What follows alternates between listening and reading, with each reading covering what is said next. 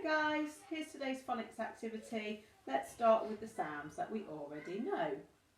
S, A, T, P, I, N, H, O, B, and today's sound is O. We have the sound O. Okay, so let's have a look at how we write the O phoneme.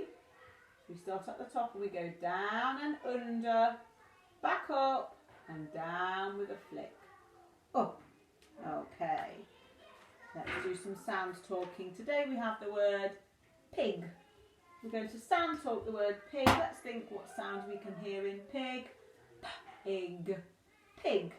You have a go at home. Okay, now let's blend a word to read it. We have yesterday's sound B and today's sound U. Okay, so we are going to blend the word b-us, bus, b-us, bus. You have a go at home.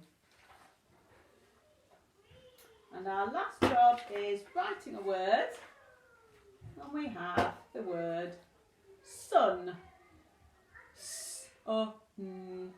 Sun. So we need a s, o, n, sun, sun. You have a go at home. Great work.